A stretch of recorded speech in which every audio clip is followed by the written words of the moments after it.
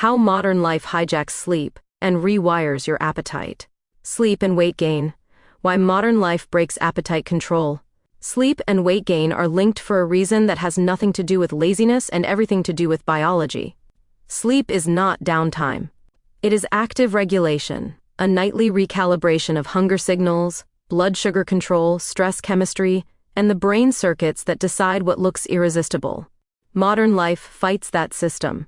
We run bright evenings, irregular schedules, late meals, and always available food on top of chronic stress and screen time. The result is a body that wakes up with its appetite controls already biased toward eating more, and toward eating the kinds of calories that are easiest to overconsume. By the end of this piece, you will understand how short sleep changes hunger and reward, why circadian timing matters as much as sleep length, and why work culture is not just a backdrop but a metabolic force.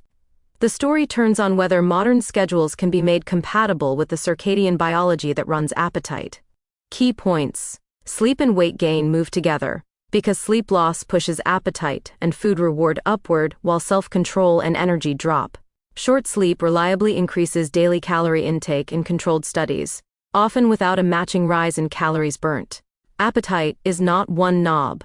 It is a system. Hunger hormones, stress pathways, brain reward circuits, and circadian timing all pull on behavior.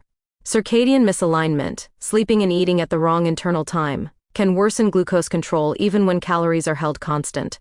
Meal timing matters because the body handles the same food differently across the day-night cycle. Light at night is not harmless ambience.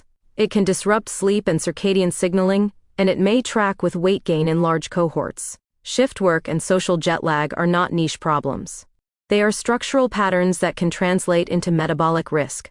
The most effective solutions are often boring, consistent sleep timing, longer sleep when possible, and fewer calories late at night. What it is. Sleep and weight gain are connected through a simple idea. Appetite is regulated, not willed. Your brain and body continuously predict energy needs, sense energy stores, and adjust behavior in response. Sleep is one of the main windows when that predictive system is tuned. This topic is not just being tired makes you snack. It is the interaction between sleep duration, sleep timing, and circadian biology. Short sleep increases the time you are awake, but the larger effect is that it changes how hunger feels, what food looks appealing, and how your metabolism responds to meals. What it is not. A claim that sleep is the only driver of obesity.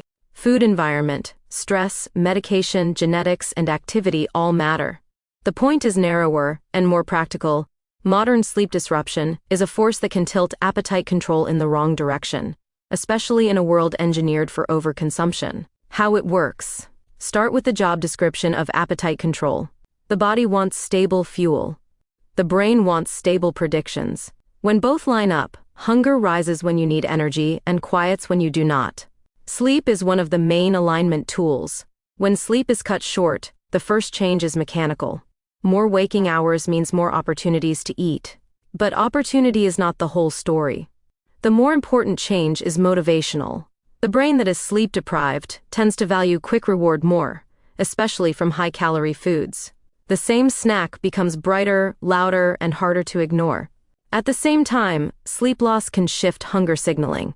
Studies show that sleep restriction can increase ghrelin and can alter other appetite-related signals, but the hormonal picture is not identical in every study. The consistent behavioral pattern is clearer. People tend to eat more when they sleep less. Now add stress chemistry. Sleep loss is a stressor. It can activate pathways that increase arousal and tilt the body towards stay alert, which can pair poorly with modern food cues. In that state, appetite becomes less about genuine energy need and more about regulation of mood and alertness. Then comes the clock. Humans do not just run on calories. We run on time. Metabolic processes follow circadian rhythms, how the body handles glucose, how it stores fat, and how it regulates hunger across the day. When you eat late, or when you eat during biological night, you are not simply adding calories. You are feeding a system that is in a different mode. Circadian misalignment can decouple central timing, the brain's clock, from peripheral timing, clocks in organs like liver and fat. In plain terms, parts of the body disagree about what time it is. That disagreement can impair glucose tolerance and shift hormonal patterns in ways that make appetite and weight control harder. Modern life is basically an anti-circadian machine. Bright light extends the day. Notifications create micro-arousals. Work and commuting compress mornings and stretch evenings. Food delivery removes kitchen closed. For shift workers, the disruption is explicit. For everyone else, it is often subtle: late nights, irregular weekends, and recurring social jet lag. Finally, the loop closes. Weight gain can worsen sleep through mechanisms like snoring and obstructed breathing, and poor sleep can make weight gain more likely.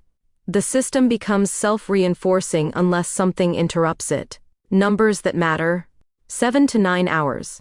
That is the widely used range considered appropriate to support adult health, and it is a useful anchor because it treats sleep as a requirement, not a luxury. 6 hours or less.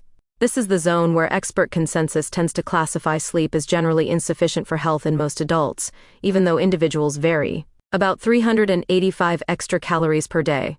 In a meta-analysis of controlled studies, partial sleep deprivation increased energy intake by roughly this amount on average, while energy expenditure did not show a matching rise, less than 6.5 hours. That threshold shows up in modern intervention work because it captures habitual short sleepers in real life, not just laboratory deprivation. About 1.2 hours more sleep per night.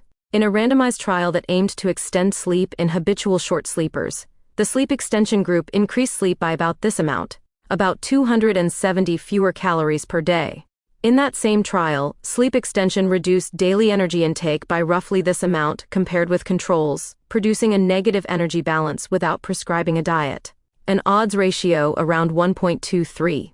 In meta-analytic work on night shift schedules, the overall risk of overweight or obesity is often elevated relative to non-shift work, with signals that abdominal obesity risk may be higher. A 2-hour mismatch can matter. In population cohorts, larger social jet lag, for example, more than 2 hours difference between workday and free-day sleep timing, is associated with higher metabolic risk markers, particularly in working age groups. Where it works and where it breaks. Where it works, sleep-based changes tend to work best when they remove friction. Earlier bedtime that is protected by routine. More consistent wake time. A calmer evening that reduces arousal. Fewer late calories. Dimmer light. This is not glamorous, but it is biologically coherent. It also works when interventions are realistic. The most convincing progress in the field comes from studies that change sleep in everyday settings, not just in a lab. If you can extend sleep at home and reduce energy intake without being told what to eat, that is meaningful. Where it breaks, sleep advice fails when it is treated as a personal virtue rather than a structural constraint. Childcare, multiple jobs, long commutes, noisy housing, and shift schedules can make just sleep more feel like satire. It also breaks when you ignore sleep quality. 8 hours in bed is not 8 hours of sleep. Fragmented sleep can carry metabolic costs even when total time looks fine. And it breaks when you try to outsmart biology with gadgets alone. Wearables can improve awareness, but awareness does not change an employer's rota, a toddler's night wake-ups, or the fact that food is cheaper and more available at night than it ever was in human history. Analysis. Scientific and engineering reality. Under the hood, the system is doing two things at once: tracking energy and tracking time. Sleep deprivation perturbs both. It can increase hunger drive and hedonic response to food cues. It can alter endocrine signals and stress chemistry. It can also shift circadian phase and increase variability, which matters because variability itself appears biologically meaningful. For claims to hold, we should see consistent direction across methods: laboratory sleep restriction increasing intake, real-world sleep extension reducing intake, and circadian misalignment experiments showing worsened glucose control even with controlled food. That pattern exists, although effect sizes vary. What would weaken the interpretation is a consistent finding that energy intake does not rise with sleep loss once opportunity is controlled, or that sleep extension does not change intake outside labs. The more the field moves toward objective measures, actigraphy, doubly labeled water, controlled meal timing, the more decisive the signal becomes. Economic and market impact. If sleep meaningfully shifts appetite and metabolic risk, then sleep is not just a wellness perk. It becomes a cost driver. Employers absorb it through absenteeism, errors, accidents, and health claims. Healthcare systems absorb it through chronic disease burden. Individuals absorb it through weight gain, fatigue, and the time cost of trying to fix a body that is simply responding to its environment. Practical adoption tends to require policy-level levers, rota design, overtime norms, predictable schedules, and fatigue risk management in safety-critical industries. There is also a product layer, sleep coaching, light management, and meal timing tools. But tools only work when the schedule allows behavior to change. In the near term, the most feasible pathway is targeted, shift workers, new parents, and habitual short sleepers. Long term, the bigger impact would come from redesigning work culture, commuting patterns, and school timings, so sleep becomes easier by default. Security, privacy, and misuse risks. The main misuse risk is not sabotage. It is surveillance. Sleep tracking data can reveal health status, pregnancy, stress, and routine. If employers or insurers pressure people to share it, the incentives get ugly fast. There is also the risk of overclaiming. Sleep tech can imply clinical precision that it does not have, or can turn sleep into another performance metric. That can increase anxiety, which can worsen sleep. Guardrails matter, transparent data practices, opt-in consent, and clear limits on workplace use. Standards for claims and validation matter too, because sleep optimization can become an industry built on confident graphs and weak causality. Social and cultural impact. Sleep is shaped by status, not just biology. In many sectors, late-night responsiveness is treated as competence. In others, irregular schedules are the price of keeping essential systems running. The metabolic consequences become another layer of inequality because the ability to protect sleep correlates with control over time. Culture also shapes the food environment. Late hours now come with late calories, delivery, convenience stores, and entertainment routines that pair screen time with snacking. Appetite control is fighting a combined force, circadian disruption plus constant cue exposure. Education and public understanding are shifting slowly. People now talk about sleep hygiene, but much less about time hygiene, consistency, light exposure, and meal timing.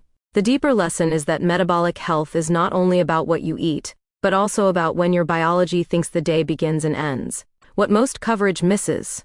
Most coverage treats sleep and weight gain as a hormone story. Ghrelin up, leptin down, cravings rise. That framing is tidy, but it understates the role of brain reward and decision fatigue. Sleep loss changes valuation. It does not just make you hungry. It makes high-reward food feel more worth it, right when you have fewer cognitive resources to resist. Coverage also misses the clock. A calorie at midnight is not metabolically identical to a calorie at noon in a body built on circadian rhythms. Meal timing interacts with sleep timing, and shift work makes the interaction unavoidable. For many people, the core problem is not short sleep alone. It is repeated misalignment, late light, late meals, irregular timing, and fragmented sleep. Finally, the most actionable point is structural. Sleep is often presented as a personal upgrade. In reality, it is a design problem: schedules, lighting, commute, childcare, and economic pressure. Until those constraints soften, appetite control will keep losing. Why this matters. Who is most affected is not mysterious. Shift workers, first responders, healthcare staff, drivers, and anyone with rotating schedules live at the sharp end of circadian disruption. Parents of young children face fragmented sleep that can last for months. Office workers face a quieter trap, late work, early alarms, and weekend catch-up that creates recurring social jet lag. In the short term, the impacts show up as cravings, late-night snacking, and harder weight control. Longer term, the risk shifts toward impaired glucose regulation, metabolic syndrome patterns, and higher chronic disease burden. Milestones to watch are less about one breakthrough and more about policy and practice. Workplace scheduling standards that reduce rotating nights and protect recovery time. Broader adoption of fatigue risk management beyond aviation and medicine. Nutrition guidance that treats meal timing and circadian alignment as first-class variables. Better clinical pathways for sleep disorders. Because untreated sleep problems can sabotage every other health intervention. Real-world impact. A nurse on nights finishes a shift wired and hungry, sleeps in daylight, and eats during biological night because the cafeteria is closed when the body is most ready for food. The schedule, not the person, drives the pattern. A remote worker starts the day late, pushes meetings into the evening, and eats dinner near bedtime. The body experiences a delayed day with high light exposure at night, and appetite shifts toward late calories. A parent with a toddler sleeps in fragments. They do not just lose hours, they lose continuity. The next day becomes a search for quick energy, which often means ultra-palatable food. A student runs a late chronotype against early deadlines. Weekdays are short sleep. Weekends are catch-up. The result is recurring social jet lag that can track with metabolic risk markers over time. The road ahead. The simplest interpretation is uncomfortable. Appetite control is partly a timing problem, and modern life has become chronically mistimed. That does not mean weight is destiny. It means the levers are different than we pretend. One scenario is workplace redesign. If more employers normalize predictable hours, limit after-hours messaging, and reduce rotating nights, we would expect downstream changes in sleep duration, meal timing, and metabolic health. If we see fatigue management treated like safety, it could lead to measurable health gains. A second scenario is personalized circadian medicine. Wearables may become good enough to estimate circadian phase and help people time sleep and meals. If we see validated clinical-grade circadian tools, it could lead to targeted interventions for shift workers and high-risk groups. A third scenario is sleep as infrastructure. Cities, housing, and public health could treat nightlight, noise, and commuting as metabolic variables. If we see policy that reduces light pollution and supports stable schedules, it could lead to population-level shifts that no individual hack can match. A fourth scenario is the opposite. More 24/7 living. If work hours fragment further and food access becomes even more continuous, appetite control will become harder for more people, and pharmacology will take a larger share of the burden. Watch what happens to time. Not just bedtime, but the structure of the day. That is where appetite is quietly decided. More insight, less noise. Subscribe and explore the full range at taylortailored.co.uk.